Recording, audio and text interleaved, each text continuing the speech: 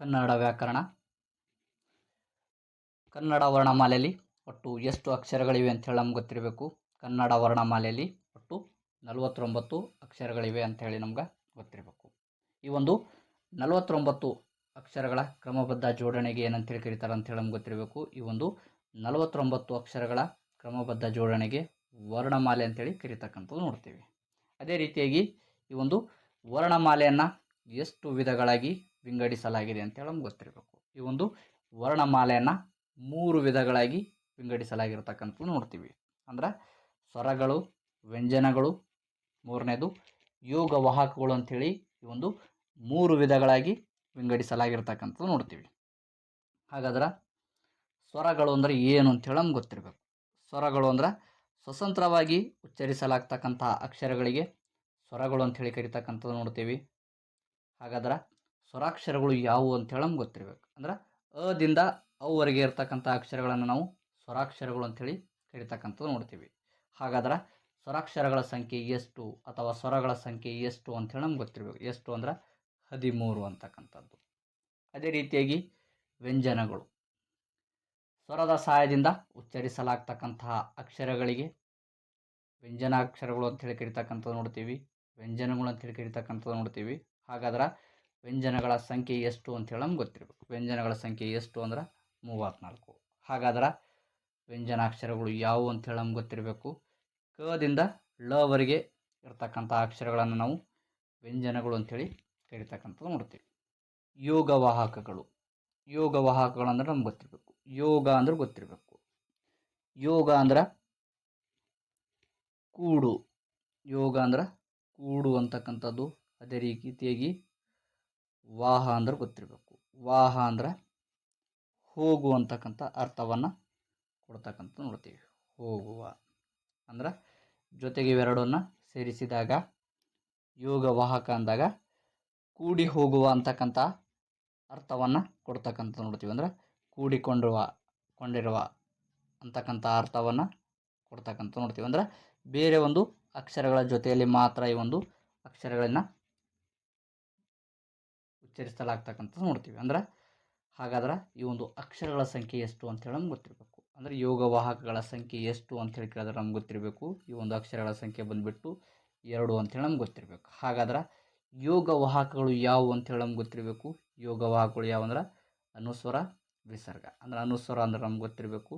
ರೀತಿಯಾಗಿ 0 ಹಾಕಿದರೆ ಅನುಸ್ವರ, ಅದೇ ರೀತಿಯಾಗಿ 2 0 ಹಾಕಿದರೆ ಈ ರೀತಿ ಕೆಳಗಡೆ ವಿಸರ್ಗ. ಹಾಗಾದ್ರೆ ಅನುಸ್ವರಕ್ಕೆ ಒಂದು ಉದಾಹರಣೆಯನ್ನು ತಗೊಳ್ಳೋದಾದರೆ ಅಕ್ಷರಗಳ ಜೊತೆಯಲ್ಲಿ ಕೂಡಿಕೊಂಡು ಬೇರೆ ಅಕ್ಷರಗಳ ಜೊತೆಯಲ್ಲಿ ಉಚ್ಚರಿಸಲಾಗ್ತಕ್ಕಂಥದ್ದು ನೋಡ್ತೀವಿ. ಒಂದು ಅಕ್ಷರಗಳನ್ನು ಉದಾಹರಣೆಗೆ ಅನುಸ್ವರಕ್ಕೆ ಉದಾಹರಣೆ, ಅದೇ ರೀತಿಯಾಗಿ ವಿಸರ್ಗಕ್ಕೆ ಉದಾಹರಣೆ ಆಹ ಅಂತಕ್ಕಂಥದ್ದು. ನೆಕ್ಸ್ಟ್ ಸ್ವರಗಳು. ಈ ಒಂದು ಸ್ವರಗಳನ್ನು 3 ವಿಧಗಳಾಗಿ ವಿಂಗಡಿಸಲಾಗಿರ್ತಕ್ಕಂಥದ್ದು ನೋಡ್ತೀವಿ. ಸ್ವರಗಳನ್ನು ಎಷ್ಟು ವಿಧಗಳಾಗಿ ವಿಂಗಡಿಸಲಾಗಿದೆ ಅಂತ ಹೇಳಿ ನಮ್ಗೆ ಗೊತ್ತಿರಬೇಕು. ಈ ಒಂದು ಸ್ವರಗಳನ್ನು 3 ವಿಧಗಳಾಗಿ ವಿಂಗಡಿಸಲಾಗಿದೆ ಅಂತೇಳಿ ನಮ್ಗೆ ಗೊತ್ತಿರಬೇಕು. ಹಾಗಾದ್ರೆ ಯಾವುವು ಅಂತೇಳಿ ನಮ್ಗೆ ಗೊತ್ತಿರಬೇಕು. 3 ವಿಧ ಯಾವುವು ಅಂದ್ರೆ ಮೊದಲನೇದು ಹ್ರಸ್ವಸ್ವರ, ಎರಡನೇದು ದೀರ್ಘಸ್ವರ, ಮೂರನೇದು ಪ್ಲುತ್ಸ್ವರ ಅಂಥೇಳಿ ಈ ಒಂದು 3 ವಿಧಗಳಾಗಿ ವಿಂಗಡಿಸಲಾಗಿರ್ತಕ್ಕಂಥದ್ದು ನೋಡ್ತೀವಿ. ಹಾಗಾದ್ರೆ ಹ್ರಸ್ವಸ್ವರ ಅಂದ್ರೆ ಏನು ಅಂತೇಳಿ ನಮ್ಗೆ ಗೊತ್ತಿರಬೇಕು. ಹ್ರಸ್ವಸ್ವರ ಅಂದ್ರೆ ಒಂದು ಮಾತ್ರ ಕಾಲದಲ್ಲಿ ಉಚ್ಚರಿಸಲಾಗ್ತಕ್ಕಂಥ ಅಕ್ಷರಗಳಿಗೆ ನಾವು ಹ್ರಸ್ವಸ್ವರಗಳು ಅಂಥೇಳಿ ಕರಿತಕ್ಕಂಥದ್ದು ನೋಡ್ತೀವಿ. ಒಂದು ಮಾತ್ರ ಕಾಲದಲ್ಲಿ ಉಚ್ಚರಿಸಲಾಗ್ತಕ್ಕಂಥ ಅಕ್ಷರಗಳಿಗೆ ನಾವು ಹ್ರಸ್ವಸ್ವರ ಅಕ್ಷರಗಳು ಅಂಥೇಳಿ ಕರಿತಕ್ಕಂಥದ್ದು ನೋಡ್ತೀವಿ. ಹಾಗಾದ್ರೆ ಹ್ರಸ್ವಸ್ವರ ಅಕ್ಷರಗಳು ಎಷ್ಟು ಅಂಥೇಳಿ ನಮ್ಗೆ ಗೊತ್ತಿರಬೇಕು. ಹ್ರಸ್ವಸ್ವರ ಅಕ್ಷರಗಳು ಎಷ್ಟು ಅಂದ್ರೆ 6 ಅಂಥೇಳಿ ನಮ್ಗೆ ಗೊತ್ತಿರಬೇಕು. ಅದೇ ರೀತಿಯಾಗಿ ಹ್ರಸ್ವಸ್ವರ ಅಕ್ಷರಗಳು ಯಾವುವು ಅಂಥೇಳಿ ನಮ್ಗೆ ಗೊತ್ತಿರಬೇಕು. ಅ, ಇ, ಉ, ರು, ಎ, ಓ. ಈ ಒಂದು 6 ಅಕ್ಷರಗಳನ್ನು ಹ್ರಸ್ವಸ್ವರ ಅಕ್ಷರಗಳು ಅಂಥೇಳಿ ನಮ್ಗೆ ಗೊತ್ತಿರಬೇಕು. ಅದೇ ರೀತಿಯಾಗಿ ದೀರ್ಘಸ್ವರ ಅಂದ್ರೆ ಗೊತ್ತಿರಬೇಕು. ದೀರ್ಘಸ್ವರ ಅಂದ್ರೆ 2 ಮಾತ್ರ ಕಾಲದಲ್ಲಿ ಉಚ್ಚರಿಸಲಾಗ್ತಕ್ಕಂಥ ಅಕ್ಷರಗಳಿಗೆ ನಾವು ಏನಂತೇಳಿ ಕರಿತಾರೆ ಅಂದ್ರೆ ದೀರ್ಘಸ್ವರಗಳು ಅಂಥೇಳಿ ಕರಿತಕ್ಕಂಥದ್ದು ನೋಡ್ತೀವಿ. ಕೆಲವೊಮ್ಮೆ ಏನದಂದ್ರೆ ಈ ಒಂದು ಅಕ್ಷರಗಳು 3 ಮಾತ್ರ ಕಾಲದಲ್ಲಿ ಉಚ್ಚರಿಸಲ್ಪಡ್ತಕ್ಕಂಥದ್ದು ನೋಡ್ತೀವಿ. ಹಾಗಾದ್ರೆ ಈ ಒಂದು ದೀರ್ಘಸ್ವರ ಅಕ್ಷರಗಳು ಯಾವುವು ಅಂಥೇಳಿ ನಮ್ಗೆ ಗೊತ್ತಿರಬೇಕು. ಆ, ಇ, ಉ, ಎ, ಐ, ಓ, ಹಾಗಾದ್ರೆ ಈ ಒಂದು ಅಕ್ಷರಗಳ ಸಂಖ್ಯೆ ಎಷ್ಟು ಅಂತೇಳಿ ನಮ್ಗೆ ಗೊತ್ತಿರಬೇಕು. ಈ ಒಂದು ಅಕ್ಷರಗಳ ಸಂಖ್ಯೆ ಎಷ್ಟು ಅಂದ್ರೆ ದೀರ್ಘ ಸ್ವರಗಳ ಅಕ್ಷರಗಳ ಸಂಖ್ಯೆ ಎಷ್ಟು ಅಂತೇಳಿ ನಮ್ಗೆ ಕೇಳಿದಾಗ ಗೊತ್ತಿರಬೇಕು. 7 ಅಂತಕ್ಕಂಥ ನಮ್ಗೆ ಗೊತ್ತಿರಬೇಕು. ಅದೇ ರೀತಿಯಾಗಿ ಮೂರನೇದು ಬರ್ತಕ್ಕಂಥದ್ದು ತುತ್ಸ್ವರ. ತುತ್ಸ್ವರ ಅಂದ್ರೆ 3 ಮಾತ್ರ ಕಾಲದಲ್ಲಿ ಉಚ್ಚರಿಸಲಾಗ್ತಕ್ಕಂಥ ಅಕ್ಷರಗಳಿಗೆ ತುತ್ಸ್ವರ ಅಕ್ಷರಗಳಂತೇಳಿ ಕರೀತಕ್ಕಂಥದ್ದು ನೋಡ್ತೀವಿ. ಹಾಗಾದ್ರೆ ಉದಾಹರಣೆಗೆ ನಾವು ನೋಡ್ತೀವಿ ಅಪ್ಪ ಅಂತಕ್ಕಂಥದ್ದು. ವ್ಯಂಜನಗಳು ಸ್ವರದ ಸಹಾಯದಿಂದ ಉಚ್ಚರಿಸಲಾಗ್ತಕ್ಕಂಥ ಅಕ್ಷರಗಳಿಗೆ ವ್ಯಂಜನಗಳು ಅಂತೇಳಿ ಕರೀತಕ್ಕಂಥದ್ದು ನೋಡ್ತೀವಿ. ಇವುಗಳನ್ನು 2 ವಿಧಗಳಾಗಿ ವಿಂಗಡಿಸಲಾಗ್ತಕ್ಕಂಥದ್ದು ನೋಡ್ತೀವಿ. 2 ವಿಧಗಳಾಗಿ ಅಂದ್ರೆ ಇವುಗಳು ಉತ್ಪತ್ತಿಯಾಗುವ ಸ್ಥಾನಕ್ಕನುಗುಣವಾಗಿ ಇವುಗಳನ್ನು 2 ವರ್ಗವನ್ನು ಮಾಡಿರ್ತಕ್ಕಂಥದ್ದು ನೋಡ್ತೀವಿ. ಸೊ ಹಾಗಾಗಿ ಇವುಗಳನ್ನು ವರ್ಗೀಯ ವ್ಯಂಜನಗಳು ಅಂತೇಳಿ ಕರೀತಕ್ಕಂಥದ್ದು ನೋಡ್ತೀವಿ. ಮೊದಲನೇದು ವರ್ಗೀಯ ವ್ಯಂಜನ, ಅದೇ ರೀತಿಯಾಗಿ ಎರಡನೇದು ಅವರ್ಗೀಯ ವ್ಯಂಜನ ಅಂಥೇಳಿ 2 ವಿಧಗಳಾಗಿ ವಿಂಗಡಿಸಲಾಗಿರ್ತಕ್ಕಂಥದ್ದು ನೋಡ್ತೀವಿ. ಹಾಗಾದ್ರೆ ವರ್ಗೀಯ ವ್ಯಂಜನಗಳು ಎಷ್ಟು ಅಂತೇಳಿ ನಮ್ಗೆ ಗೊತ್ತಿರಬೇಕು. ವರ್ಗೀಯ ವ್ಯಂಜನಗಳ ಸಂಖ್ಯೆ ಎಷ್ಟು ಅಂದ್ರೆ 25. ಹಾಗಾದ್ರೆ ಅಕ್ಷರಗಳು ಯಾವುವು ಅಂತೇಳಿ ನಮ್ಗೆ ಗೊತ್ತಿರಬೇಕು.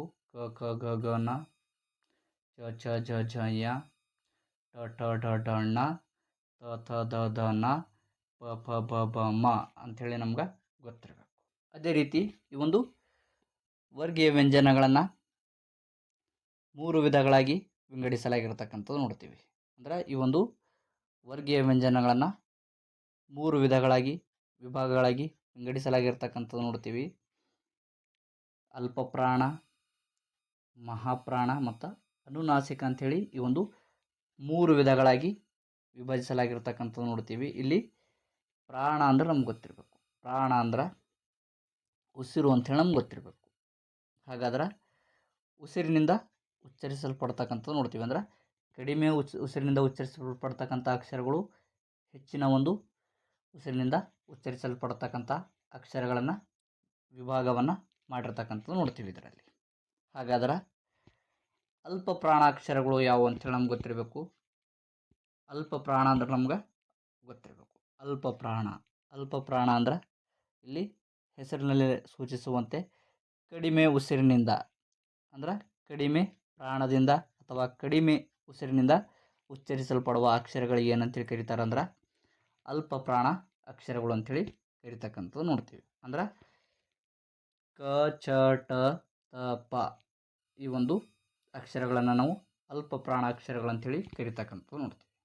ಅದೇ ರೀತಿಯಾಗಿ ಮಹಾಪ್ರಾಣ ಅಂದಾಗ ಇಲ್ಲಿ ಹೆಸರಿನಲ್ಲೇ ಸೂಚಿಸುವಂತೆ ಮಹಾಪ್ರಾಣ ಅಂದ್ರೆ ಹೆಚ್ಚಿನ ಉಸಿರಿನಿಂದ ಅಥವಾ ಹೆಚ್ಚಿನ ಪ್ರಾಣದಿಂದ ಉಚ್ಚರಿಸಲ್ಪಡುವ ಅಕ್ಷರಗಳಿಗೆ ಏನಂತೇಳಿ ಕರೀತಾರೆ ಅಂದ್ರೆ ಮಹಾಪ್ರಾಣ ಅಕ್ಷರಗಳು ಅಂತೇಳಿ ಕರೀತಕ್ಕಂಥದ್ದು ನೋಡ್ತೀವಿ. ಹಾಗಾದ್ರೆ ಅಲ್ಪ ಪ್ರಾಣಾಕ್ಷರಗಳ ಸಂಖ್ಯೆ ಎಷ್ಟು ಅಂತೇಳಿ ನಮ್ಗೆ ಗೊತ್ತಿರಬೇಕು. ಅಲ್ಪ ಪ್ರಾಣಾಕ್ಷರಗಳು ಏನದಂದ್ರೆ 1ನೇ ಮತ್ತು 3ನೇ ಸಾಲಿನಲ್ಲಿ ಬರ್ತಕ್ಕಂಥದ್ದು ನೋಡ್ತೀವಿ. ಅದೇ ರೀತಿಯಾಗಿ ಮಹಾಪ್ರಾಣಾಕ್ಷರಗಳು 2ನೇ ಮತ್ತು 4ನೇ ಸಾಲಿನಲ್ಲಿ ಬರ್ತಕ್ಕಂಥದ್ದು ನೋಡ್ತೀವಿ. ಹಾಗಾದ್ರೆ ಅಲ್ಪ ಪ್ರಾಣಾಕ್ಷರಗಳ ಸಂಖ್ಯೆ ಎಷ್ಟು ಅಂದ್ರೆ 10. ಅದೇ ರೀತಿಯಾಗಿ ಮಹಾಪ್ರಾಣಾಕ್ಷರಗಳ ಸಂಖ್ಯೆ ಎಷ್ಟು ಅಂದ್ರೆ 10 ಅಂತೇಳಿ ನಮ್ಗೆ ಗೊತ್ತಿರಬೇಕು. ಅದೇ ರೀತಿಯಾಗಿ ಅನುನಾಸಿಕ ಅಕ್ಷರಗಳು ಅಂಥೇಳಿ ನಮ್ಗೆ ಗೊತ್ತಿರಬೇಕು. ಅಂದ್ರೆ ಇವುಗಳು ಕೊನೆಯ ಸಾಲಿನಲ್ಲಿ ಬರ್ತಕ್ಕಂಥದ್ದು ನೋಡ್ತೀವಿ. ಅದೇ ರೀತಿಯಾಗಿ ಏನದ ಅಂದ್ರೆ ಇವುಗಳನ್ನು ಮೂಗಿನ ಸಹಾಯದಿಂದ ಅನುನಾಸಿಕ ಅಥವಾ ನಾಸಿಕದ ಸಹಾಯದಿಂದ ಉಚ್ಚರಿಸಲಾಗ್ತಕ್ಕಂಥ ಅಕ್ಷರಗಳನ್ನು ನಾವು ನೋಡ್ತೀವಿ. ಅಂದ್ರೆ ನ ಈ ಒಂದು ಅನುನಾಸಿಕ ಅಂದ್ರೆ ಮೂಗಿನ ಸಹಾಯದಿಂದ ಅಥವಾ ನಾಸಿಕದ ಸಹಾಯದಿಂದ ಉಚ್ಚರಿಸಲಾಗ್ತಕ್ಕಂಥ ಅಕ್ಷರಗಳಿಗೆ ನಾವು ಅನುನಾಸಿಕ ಅಕ್ಷರಗಳಂಥೇಳಿ ಕರಿತಕ್ಕಂಥದ್ದು ನೋಡ್ತೀವಿ. ಜ್ಞಾ ಇ ಣ ನ ಮ ಇವುಗಳು ಮೂಗಿನ ಸಹಾಯದಿಂದ ಅಥವಾ ನಾಸಿಕದ ಸಹಾಯದಿಂದ ಉಚ್ಚರಿಸಲಾಗ್ತಕ್ಕಂಥ ಅಕ್ಷರಗಳು. ಹಾಗಾದ್ರೆ ಈ ಒಂದು ಅಕ್ಷರಗಳ ಸಂಖ್ಯೆ ಎಷ್ಟು ಅಂತೇಳಿ ನಮ್ಗೆ ಗೊತ್ತಿರಬೇಕು. ಎಷ್ಟು ಅಂದ್ರೆ 5 ಅಂತೇಳಿ ನಮ್ಗೆ ಗೊತ್ತಿರಬೇಕು. ಅದೇ ರೀತಿಯಾಗಿ ನಮ್ಗೆ ಗೊತ್ತಿರಬೇಕು ಕ ವರ್ಗದ ಅಕ್ಷರಗಳು ಎಷ್ಟು ಅಂತೇಳಿ ನಮ್ಗೆ ಗೊತ್ತಿರಬೇಕು. ಕ ವರ್ಗದ ಅಕ್ಷರಗಳು ಎಷ್ಟು ಅಂದಾಗ 5 ಅಕ್ಷರಗಳು ಅಂತೇಳಿ ನಮ್ಗೆ ಗೊತ್ತಿರಬೇಕು. ಕ ವರ್ಗದ ಅಕ್ಷರಗಳು ಯಾವುವು ಅಂತೇಳಿ ನಮ್ಗೆ ಗೊತ್ತಿರಬೇಕು. ಅದೇ ರೀತಿಯಾಗಿ ಎಷ್ಟು ಅಕ್ಷರಗಳು ಅಂತೇಳಿ ನಮ್ಗೆ ಗೊತ್ತಿರಬೇಕು. ಕ ವರ್ಗದ ಅಕ್ಷರಗಳು ಎಷ್ಟು ಅಂದ್ರೆ 5 ಅಂತೇಳಿ ನಮ್ಗೆ ಗೊತ್ತಿರಬೇಕು. ಅದೇ ರೀತಿಯಾಗಿ ಚ ವರ್ಗದ ಅಕ್ಷರಗಳು ಎಷ್ಟು ಅಂತೇಳಿ ನಮ್ಗೆ ಗೊತ್ತಿರಬೇಕು. ಚ ವರ್ಗದ ಅಕ್ಷರಗಳು ಎಷ್ಟು ಅಂದಾಗ 5 ಅಂತೇಳಿ ನಮ್ಗೆ ಗೊತ್ತಿರಬೇಕು. ಯಾವ ಅಂದ್ರೆ ಚ ಛ ಝ ಝ ಯ. ಅದೇ ರೀತಿಯಾಗಿ ಟ ವರ್ಗದ ಅಕ್ಷರಗಳು ಎಷ್ಟು ಅಂತೇಳಿ ನಮ್ಗೆ ಗೊತ್ತಿರಬೇಕು. ಟ ವರ್ಗದ ಅಕ್ಷರಗಳು ಎಷ್ಟು ಅಂದಾಗ 5 ಅಂತೇಳಿ ನಮ್ಗೆ ಗೊತ್ತಿರಬೇಕು. ಅದೇ ರೀತಿಯಾಗಿ ತ ವರ್ಗದ ಅಕ್ಷರಗಳು ಎಷ್ಟು ಅಂದಾಗ ನಮ್ಗೆ ಗೊತ್ತಿರಬೇಕು. ಇವು ಕೂಡ 5 ಅಂತೇಳಿ ನಮ್ಗೆ ಗೊತ್ತಿರಬೇಕು. ತ ಥ ದ ಧ ನ. ಅದೇ ರೀತಿಯಾಗಿ ಪ ವರ್ಗದ ಅಕ್ಷರಗಳು ಎಷ್ಟು ಅಂದಾಗ ನಮ್ಗೆ ಗೊತ್ತಿರಬೇಕು. ಪ ಫ ಬ ಭ ಮ. ಇವುಗಳು ಕೂಡ 5 ಅಕ್ಷರಗಳು ಅಂತೇಳಿ ನಮ್ಗೆ ಗೊತ್ತಿರಬೇಕು. ಅದೇ ರೀತಿಯಾಗಿ ಈ ಒಂದು 5 ಅಕ್ಷರಗಳು ಏನದ ಅಂದ್ರೆ 5 ಅಕ್ಷರಗಳನ್ನ ನಾವು ನೋಡ್ತೀವಿ 5 ವರ್ಗಗಳಾಗಿ ವಿಂಗಡಿಸಲಾಗ್ತಕ್ಕಂಥದ್ದು ನೋಡ್ತೀವಿ. ಅಂದ್ರೆ ಇವುಗಳು ಹುಟ್ಟುವ ಒಂದು ಸ್ಥಳವನ್ನು ಆಧರಿಸಿ ಇವುಗಳನ್ನು 5 ವರ್ಗಗಳಾಗಿ ವಿಂಗಡಿಸಲಾಗಿರ್ತಕ್ಕಂಥದ್ದು ನೋಡ್ತೀವಿ. ಅಂದ್ರೆ ಕ ವರ್ಗದ ಅಕ್ಷರಗಳು, ಚ ವರ್ಗದ ಅಕ್ಷರಗಳು, ಟ ವರ್ಗದ ಅಕ್ಷರಗಳು, ತ ವರ್ಗದ ಅಕ್ಷರಗಳು ಮತ್ತು ಪ ವರ್ಗದ ಅಕ್ಷರಗಳು. ಹಾಗಾದ್ರೆ ಕ ವರ್ಗದ ಅಕ್ಷರಗಳು ಎಲ್ಲಿ ಹುಟ್ಟುತ್ತವೆ ಅಂತೇಳಿ ನಮ್ಗೆ ಗೊತ್ತಿರಬೇಕು. ಕ ವರ್ಗದ ಅಕ್ಷರಗಳು ಎಲ್ಲಿ ಹುಟ್ಟುತ್ತವೆ ಅಂದರೆ ಇವುಗಳು ಗಂಟಲಿನಲ್ಲಿ ಹುಟ್ಟತಕ್ಕಂಥದ್ದು ನೋಡ್ತೀವಿ. ಅಂದ್ರೆ ಕ ಖ ಗ ಘ ನ ಅಂತಂದಾಗ ಇವು ಏನದ ಅಂದ್ರೆ ಗಂಟಲಿನಲ್ಲಿ ಹುಟ್ಟತಕ್ಕಂಥ ಅಕ್ಷರಗಳು ಆಗಿರ್ತಕ್ಕಂಥದ್ದು ನೋಡ್ತೀವಿ. ಸೊ ಹಾಗಾಗಿ ಈ ಒಂದು ಅಕ್ಷರಗಳನ್ನ ಕಂಠ್ಯಾಕ್ಷರಗಳು ಅಂತೇಳಿ ಕರಿತಕ್ಕಂಥದ್ದು ನೋಡ್ತೀವಿ. ಚ ವರ್ಗದ ಅಕ್ಷರಗಳು ಎಲ್ಲಿ ಹುಟ್ಟುತ್ತವೆ ಅಂತೇಳಿ ನಮ್ಗೆ ಗೊತ್ತಿರಬೇಕು. ಈ ಒಂದು ಚ ವರ್ಗದ ಅಕ್ಷರಗಳು ದವಡೆಯ ಸಹಾಯದಿಂದ ಹುಟ್ಟತಕ್ಕಂಥದ್ದು ನೋಡ್ತೀವಿ. ಚ ಛ ಜ ಝ ಯ. ಈ ಒಂದು ದವಡೆಯ ಸಹಾಯದಿಂದ ಹುಟ್ಟತಕ್ಕಂಥ ಅಕ್ಷರಗಳಿಗೆ ಏನಂತೇಳಿ ಕರೀತಾರೆ ಅಂದ್ರೆ ತಾಲವ್ಯ ಅಕ್ಷರಗಳಂತೇಳಿ ಕರಿತಕ್ಕಂಥದ್ದು ನೋಡ್ತೀವಿ. ತಾಲವ್ಯ ಅಕ್ಷರಗಳಂತೇಳಿ ಕರಿತಕ್ಕಂಥದ್ದು ನೋಡ್ತೀವಿ. ಅದೇ ರೀತಿಯಾಗಿ ಟ ವರ್ಗದ ಅಕ್ಷರಗಳು ಅಂದರೆ ಟ ಠ ಡ ಢ ಣ ಅಂದಾಗ ಈ ಒಂದು ಅಕ್ಷರಗಳನ್ನು ಉಚ್ಚರಿಸುವಾಗ ಏನದ ಅಂದ್ರೆ ಟ ವರ್ಗದ ಅಕ್ಷರಗಳನ್ನು ಉಚ್ಚರಿಸುವಾಗ ಬಾಯಿಯ ಮೇಲ್ಭಾಗದಲ್ಲಿ ಸ್ಪರ್ಶಿಸಿದಾಗ ಅಕ್ಷರಗಳು ಉಚ್ಚಾರಗೊಳ್ಳುವುದರಿಂದ ಈ ಒಂದು ಅಕ್ಷರಗಳನ್ನು ಏನಂತೇಳಿ ಕರೀತಾರೆ ಅಂದ್ರೆ ಮೂರ್ಧನಾಕ್ಷರಗಳಂತೇಳಿ ಕರಿತಕ್ಕಂಥದ್ದು ನೋಡ್ತೀವಿ. ಟ ಅಂದಾಗ ಏನದ ಅಂದ್ರೆ ಟ ಅಂಥೇಳಿ ನಾವು ಅಂದಾಗ ಏನದ ಅಂದ್ರೆ ನಾಲಿಗೆ ಹಿಂದೆ ಚಾಚಿ ಬಾಯಿಯ ಮೇಲ್ಭಾಗದಲ್ಲಿ ಸ್ಪರ್ಶಿಸಿದಾಗ ಅಕ್ಷರ ಏನದ ಅಂದ್ರೆ ಉಚ್ಚಾರವನ್ನು ಆಗ್ತಕ್ಕಂಥದ್ದು ನೋಡ್ತೀವಿ. ಟ. ಸೊ ಹಾಗಾಗಿ ಏನಂದ್ರೆ ಈ ಒಂದು ಅಕ್ಷರವನ್ನು ಮೂರ್ಧನಾಕ್ಷರಗಳಂತೇಳಿ ಕರಿತಕ್ಕಂಥದ್ದು ನೋಡ್ತೀವಿ. ಅದೇ ರೀತಿಯಾಗಿ ತ ವರ್ಗದ ಅಕ್ಷರಗಳು ತ ತ ಥ ದ ಧ ನ. ಈ ಒಂದು ಅಕ್ಷರಗಳು ಎಲ್ಲಿ ಹುಟ್ಟತಾವ ಅಂತೇಳಿ ನಮ್ಗೆ ಗೊತ್ತಿರಬೇಕು. ಅಂದ್ರೆ ಈ ಒಂದು ಅಕ್ಷರಗಳೆಲ್ಲ ಅಂದ್ರೆ ಹಲ್ಲುಗಳ ಬಳಿ ಹುಟ್ಟತಕ್ಕಂಥದ್ದು ನೋಡ್ತೀವಿ. ತ ಹಲ್ಲುಗಳ ಬಳಿ ಹುಟ್ಟತಕ್ಕಂಥದ್ದು ನೋಡ್ತೀವಿ. ಹಾಗಾಗಿ ಈ ಒಂದು ಅಕ್ಷರಗಳನ್ನು ದಂತಾಕ್ಷರಗಳು ಅಂತೇಳಿ ಕರಿತಕ್ಕಂಥದ್ದು ನೋಡ್ತೀವಿ. ಅದೇ ರೀತಿಯಾಗಿ ಪ ಫ ಬ ಭ ಮ. ಈ ಒಂದು ಅಕ್ಷರಗಳು ಪ ವರ್ಗದ ಅಕ್ಷರಗಳು ಎಲ್ಲಿ ಹುಟ್ಟತಾವ ಅಂತೇಳಿ ನಮ್ಗೆ ಗೊತ್ತಿರಬೇಕು. ಪ ವರ್ಗದ ಅಕ್ಷರಗಳು ತುಟಿಯ ಸಹಾಯದಿಂದ ಉಚ್ಚರಿಸಲ್ಪಡ್ತಕ್ಕಂಥ ಅಕ್ಷರಗಳು. ಸೊ ಹಾಗಾಗಿ ಈ ಒಂದು ಅಕ್ಷರಗಳನ್ನು ಓಷ್ಟ ಅಕ್ಷರಗಳಂತೇಳಿ ಕರಿತಕ್ಕಂಥದ್ದು ನೋಡ್ತೀವಿ. ಓಷ್ಟ ಅಕ್ಷರಗಳಂತೇಳಿ ಕರಿತಕ್ಕಂಥದ್ದು ನೋಡ್ತೀವಿ. ನೆಕ್ಸ್ಟ್